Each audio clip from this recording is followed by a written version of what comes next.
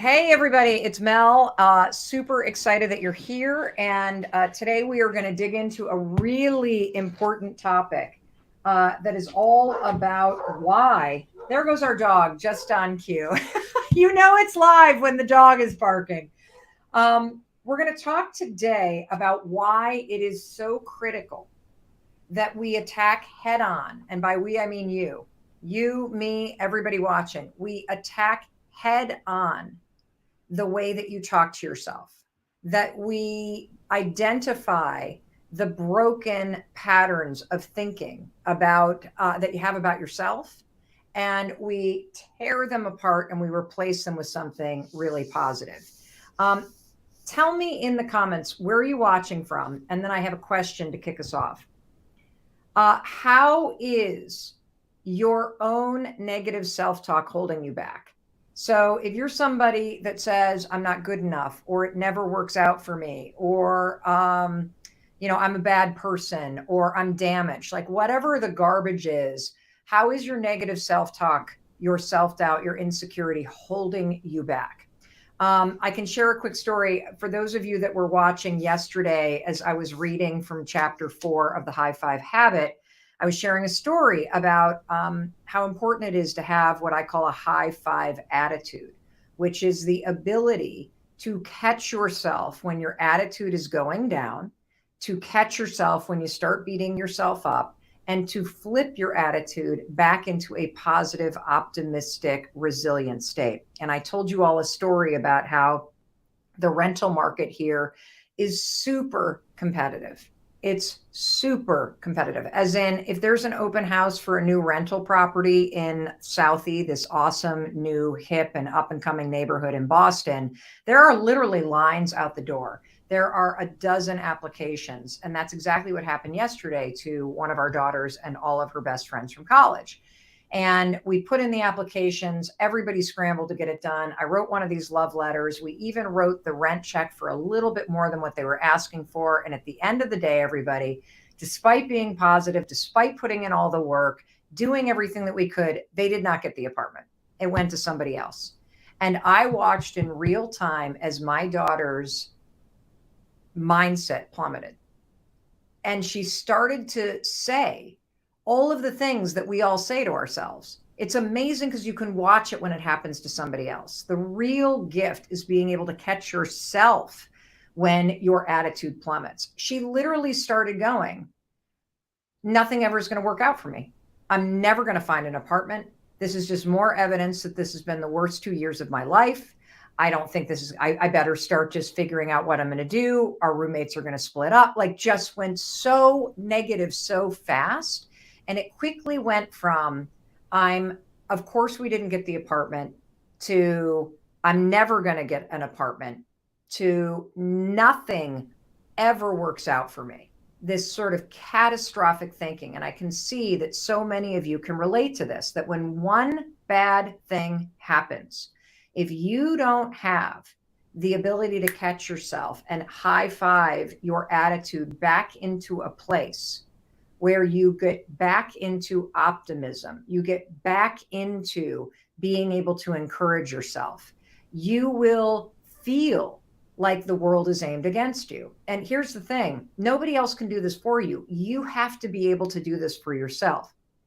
And what do you do when you get disappointing news? You didn't get the apartment you wanted. You didn't get into your dream school. You didn't get that job that you applied for and you made it to the final round. You didn't get the house that you really wanted. You didn't get the raise that you really expected for yourself. Well, it's important to allow yourself to feel the disappointment. You're human, but you need to put a cap on how long you're going to torture yourself. Okay. Let yourself wallow for a little bit. Turn on some really sad music, cry in your bed, go to bed early. But when you wake up tomorrow morning, you need to shake it off. Like, if it's not a death of somebody that you love or a terrifying diagnosis, you're going to need to get your high five attitude back. And the most important thing is to be able to separate this thing that happened that's disappointing. Oh, there's my mother FaceTiming me. Okay, I need to, she's FaceTiming. I've got it. Sorry, Mom. Uh, I clearly did not put my phone on do not disturb. You got to be able to separate the thing that's disappointing from I'm a disappointment, or the thing that didn't work out from this catastrophic thinking that nothing works out for me. See, because when you get into that mindset, it literally changes how you experience life. And so we're in chapter 4, the high five habit. And I'm reading this book to you for free because I want this information to be accessible to everybody. Okay. If you cannot afford a book, I am reading this to you because I want you to be able to learn from this groundbreaking book. For those of you that have a book, thank you for getting yourself the gift of the high five habit. For those of you thinking about getting the book, stop thinking. 54321 and get yourself a copy. You deserve this. It is available anywhere books are sold. We are on page 49 of chapter 4 today, if you would like to read along. And I want to thank you for your support because we are now, we've been on the New York Times bestseller list for 2 weeks. We were the #2 selling book of all titles the week that this came out on Amazon, #2 selling book of all titles. And we are the #1 selling audiobook of the month on all of Audible. So thank you so much for your support. Thank you for getting yourself a copy, and thank you for getting your friends and your family members and your teammates and your colleagues copies too. It's a way to give somebody a high five and to give them the gift of the high five habit and the science that helps you take control of your life. All right, page 49. And this is going to address what I'm talking about. Why it's so important to catch when your thinking drags you down. Why it's so important to put a stop on how long you're going to wallow in your misery and feel sorry for yourself, and how to flip yourself back into a high five attitude. All right, page 49. We're right here, everybody, where it says your subconscious won't say I love you. You want to see your negative thought patterns in action? This is the patterns that are stored in your self-conscious, because what we've been discussing, everybody, is how you have a habit of rejecting yourself. You have a habit of criticizing yourself. You have a habit of being hard on yourself. And we are breaking that habit and replacing it with a new habit called the high five habit. So if you want to see your self-rejection in action, just look at yourself in a mirror or pay attention to what you do when somebody tries to take your picture. Now, my kids used to tease me because every time I looked in the mirror, they said I made a very weird mirror face. And I didn't even know I was doing it. And here's the thing, everybody, including you, has a mirror face. What is a mirror face? Well, that's when you look in the mirror and then subconsciously, within a nanosecond, you literally fix your face in order to appear more attractive. Why do we do this? I'll tell you why we do it. Because we don't like what we look like. It's a form of rejecting yourself. And if you don't realize you do it, just watch your teenagers or any teenagers in your life. They all have a mirror face. It's what they call their good side. You know how when you try to take a family photo and your kids now move you around like a prop in a photo, and this one wants to be on this side with the elbow out, and that one's got to do this and kind of lean their face like that. That's what I'm talking about right here. Subconscious. We all do it. Or if you're somebody that really hates what you look like, I bet you hide in the back of the photo. You make somebody block your body. This is another subconscious form of self-rejection. My mirror face involves an ever so slight puckering of the lips, and I suck in my cheeks. I kind of do this thing where I'm like I kind of like elongate my chin, which I don't know why I elongate my chin, because I really don't care for how pointy my chin is. But like I kind of, you see how I go sucking in right there. I didn't even realize I was doing it. And then my kids, literally, this is so mean. They would start to mercilessly, I can't even pronounce the word. It's so mean. They would relentlessly tease me. If there was a photo where I had the, kind of thing right there, my kids would be like, oh, mirror face. If we walked past a mirror and I looked at myself, I go, And I didn't even realize, mirror face, Mom. And then I'd be like, what am I doing? I don't even know what I'm doing. I don't know that I'm doing it. I'm sorry. Now, I'm proud to say that I have actually not done the mirror face in months. In fact, it kind of was hard for me to do that. I had to like pull it in a little bit. It's sort of like I've gotten Botox right here probably for, I don't know, 6 or 7 years. When they go squint like this, I don't even know how to do it anymore because by getting Botox, it's relaxed these little muscles here and I don't even know how to scrunch them anymore. But my mirror face is the same thing. The high five habit has made me change the programming in my mind. You see, when I look in the mirror now, you guys, I actually don't see what I don't like. I don't see the stuff I need to fix. I see a human being that I care about. How cool is that? I don't see a face that needs, I can't even do it. I don't even know what, I don't even know what I was doing as a mirror face. There is so much compassion, acceptance, and understanding with practicing the high five habit. It literally rewires your mind and your habits. I see not my appearance, I see me, Mel Robbins, the person, the human being. And that's what's going to happen for you. How many of you know what I'm talking about because you've been practicing the high five habit? That you are literally experiencing a complete rewiring of your mind. You're experiencing a completely transformed relationship with yourself that it used to suck to look in the mirror. And now you have this completely different relationship standing in front of the mirror with the human being you see standing there looking back at you. Well, here's what science tells us about mirror face, everybody. We all have automatic thoughts, things we think so often that they become the default, like a rut in a path. If you deliberately change your actions or thoughts, you change your default way of thinking and acting. Now, this deliberate change is called a neuroplastic response. And right now, your default thinking and mirror face are making you hyper focus on what's wrong with you or what you think is wrong with you. And here's the good news, you can change it. I want to give you a couple other examples because when we were researching what's called a neuroplastic response, one of the gals that I work with, Tracy, found this really incredible research. And for whatever reason, I was like, nah, we don't need to put it in the book, but I feel like I want to tell it to you right now so that you understand that neuroplastic responses to your appearance, to your body, they are hardwired in your mind. So for example, if you're somebody that's really struggled with weight, okay, and whether it's because you have put on a lot of weight or because you are just larger in your build and you have these habits that you've adopted of whether it's, I always like to be in the back of the photo because I don't want people to see my body. That's a neuroplastic response.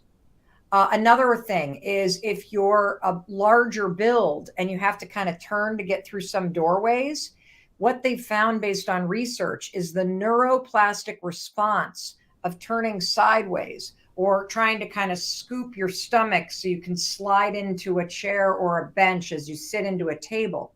Even after you lose weight, what researchers have found is that behavior in relation to your body and how you perceive yourself is still there. So even after folks, go through these massive transformations and start to lose weight, they'll still turn sideways when they go through a doorway because of the neuroplastic response.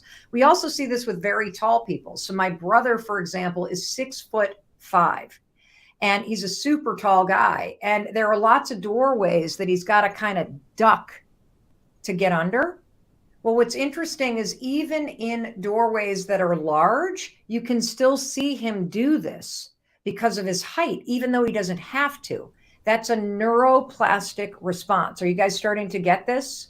This idea that there are ways in which you have responded to your height, to your weight, to your appearance, to your identity that have become hardwired in your brain. And what we want to attack is we want to attack the neuroplastic response that you have to yourself that's negative. that neuroplastic response that is like, I'm a bad person. Or my daughter yesterday, nothing ever works out for me. This is going to be nothing works out for me. And I'm sitting there thinking, wait a minute, there's a lot that works out for you. I don't know what you're talking about. But her neuroplastic response is nothing works out for me. And it's simply in there because she's repeated the thought so many times. I used to have the exact same thought, by the way. The high five habit has erased it. It gets triggered by certain situations, but it's not the default anymore. Isn't this exciting, everybody? That you can identify what your neuroplastic response is related to your identity or how you think about yourself or how life is going. And we can break that neuroplastic response apart so that the response that you have to your face, to your body, to your identity actually matches what you want to feel instead of the patterns that you're just used to thinking and feeling. I freaking love this. Don't you love this? So let's go to page 50. You don't need to know when or how you went from loving yourself as a little kid to criticizing yourself as a teenager, a young adult, or an adult. If you want to unpack where all of this negative thought and all of these negative beliefs that you have about yourself started, give yourself the gift of working with a therapist. In our daughter's case, remember, chapter 4 started with a text that one of our daughters sent us. How do I not feel like the ugliest girl at the bar every time I go out? And with her permission, she let me share that text in the book. In our daughter's case, I asked her and I said, when did you start thinking that you're the ugliest person in the bar or around your friends? And she said, I don't know when it began because I don't ever remember not feeling that way about myself and my body. And here's something really profound and honest that she shared. She said, the truth is, Mom, I know I'm not that ugly. I'm just the biggest one of all my friends, and I hate it. How many of you can relate to that? I'm just the X of all my friends. I'm the biggest. I'm the least successful. I'm the lightest. I'm the darkest. I'm the tallest. I'm the shortest. I have the least money. That there's some way that you are identifying yourself in relation to other people that makes you feel less than. And that's what I see in the mirror. I'm bigger than I want to be, and it makes me feel horrible about myself. And then she said, I wish I didn't think about it all the time, but I don't know how to stop. God, I can so relate to that. I wish I didn't think I'm a bad person all the time. I wish I didn't think I screw up all the time. I wish I didn't think I'm not good enough all the time. I wish I didn't think I was the biggest or the tallest or the shortest all the time, but I don't know how to stop. It's so honest. It's so relatable, isn't it? And as we talked about it further, it was clear you can't hate your body and accept and love yourself at the same time. You can't do that. You are a whole person. Hating parts of yourself means you're not accepting and loving yourself as you are. When you look in the mirror and you focus on what you need to fix, it's the opposite of a high five. This is a habit of self-rejection. And by the way, I know you know this, but our daughter's not alone on not liking how she looks. According to our research, more than 50% of men and women will not look at themselves in the mirror. Like they are disgusted by what they see. They are so used to rejecting what they see, they won't even look in the mirror. 91% of women are unhappy with their bodies. And of course, the media and the images that you and I see just bombard us with, this unrealistic crap, and that doesn't help. And when you constantly wish that you looked different, how many of you wish you looked different? Be honest. Put a little hand in the comments if you wish you looked different. This is so pervasive, this self-rejection. Wishing you looked different is a habit of rejecting who you are, where you are, and what you look like. And it's so sad because there will never, ever, ever, ever, ever be another you. There's never been somebody like you on the planet. There will never be another one of you. And here you are, just like everybody else, looking in the mirror and wishing you looked different. You know, it's one thing to kind of say, I got to take better care of myself. It's another thing to wish you were a different person. In order to break this habit of self-rejection, we are going to start with something that is low, not going to even go for self-love. That will come with time. We got to come with self-acceptance. We got to come with self-compassion. We got to come to the table with a little bit more self-respect. We got to come and start to build a little bit more self-worth. If this is something that you can relate to, and every human being relates to this, because I think every single one of us, and it's only gotten worse with the amount of marketing and social media imagery bombarding you and kind of tweaking you to think that you need a particular lotion or a particular lipstick or a particular type of pants, or you got to be a particular size or a particular shape in order to be acceptable or desired. And what I'm here to tell you is the high five habit is about learning how to break that desire to be somebody else and learning how to accept at the beginning and respect and be compassionate and to start to feel worthy as you are.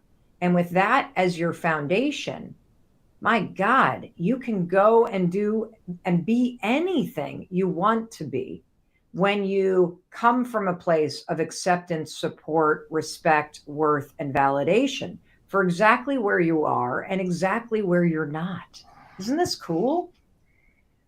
So, and here's the other reason why you need to do this. When you constantly wish you look different, or you see a world reflected back in a way that makes you feel like you don't belong, your entire existence is going to feel like there's something wrong with you. And there are three main reasons why I need you to change this. We're on page 50, everybody who's reading along. And for those of you just joining, I'm Mel Robbins, and this is the High Five Habit. This is a New York Times best-selling book. We're on week 2 of the New York Times. It was the number 2 selling book on Amazon when it came out 2 weeks ago for a week straight. You've made it the number 1 selling audiobook of the entire month. It's just extraordinary. And this book is changing people's lives by changing how they treat themselves.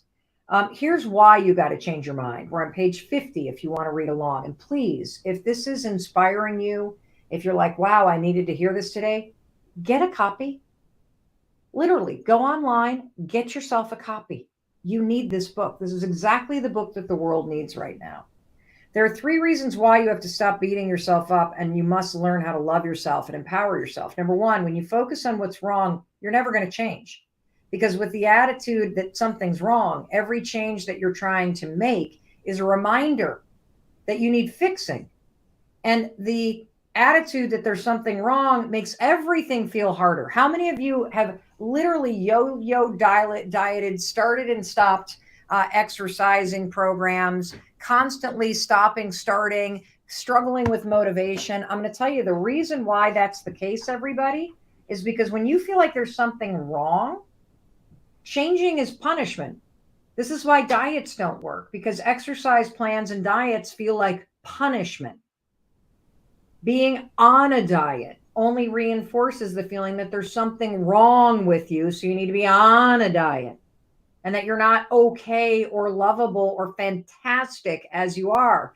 Diets work when you feel empowered to be healthier because you believe you deserve to be healthier, not because there's something to fix or that there's something wrong with you, but because of your self-worth and self-respect, that you're like, wow, I deserve to actually feel a little bit better.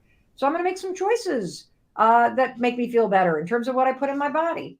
I am going to stop reading for just a second. We're at the top of page 51 for everybody that's following along with their copies of the High Five Habit. I've got some questions here that I want to answer. On Facebook, Bronny, and welcome LinkedIn, Facebook, YouTube, Twitter, Instagram. This is a very serious topic. Bronny, does the High Five Habit help with suicidal thoughts? You better believe it does. Couple things about this. We have heard already from mental health practitioners and therapists that both the 5 second rule and the high five habit are extraordinarily effective with interrupting and helping to quiet suicidal ideation. So, number one, let's start with the 5 second rule. We had an entire group of nurses show up at my daytime talk show, the Mel Robbins show, when we were taping it. And they were in the audience. And after we taped it, they said that they work in an inpatient psych ward at a Philadelphia hospital. And of all the tools that they have to give to patients who have come into a mental health facility because of severe depression, suicidal ideation for the 3-day commit, the single most effective tool that they have of everything that they give people when somebody is discharged is the 5 second rule. And the reason why is because it's simple and anybody can use it and you can remember it. And tools only work when you remember them. Does medication help? Absolutely. But when you start to feel the barrage of thoughts, knowing that you can count backwards 5, 4, 3, 2, 1 as a way to interrupt them is super important. The reason why, now let's jump to the high five habit, can help with suicidal thoughts is because, number one, we are tapping into programming, this neural pathway association, okay, that we've just been talking about. You're tapping into programming that is already inside your mind, body, and spirit. You see, if you're in a really dark place right now and you stand in front of a mirror and you're having very dark and very scary thoughts, when you raise your hand up and you high five yourself, you're not saying, yeah, my life is awesome. You're saying, I see you. You're saying, I'm here with you. You're saying, I believe that I'm going to make it through this. And what happens, you don't have to say anything out of your mouth. You don't have to think anything. When you literally raise your hand, the physical gesture of high fiving, that triggers your brain and your nervous system to go to work for you. And it triggers a drip of dopamine, which is a chemical that you need in your brain when you're really struggling. It will boost your mood slightly. The other thing that the high five does is it shuts down the suicidal thoughts because your brain has only ever associated this physical trigger of high fiving somebody or receiving a high five with something positive. So it's impossible to think those thoughts and raise your hand and high five yourself. The other thing is that your nervous system recognizes it. And so the high five is a reminder to your nervous system to give you a little jolt of vitality. Now, does that cure what you're going through? No. But it's a simple thing that you can do throughout your day to remind yourself you're still here. You are so worthy. You are loved. And this scary moment will pass. So it's an act of defiance to the darkness. It's saying, I'm still here. I love you. I can face this. I can ask for help.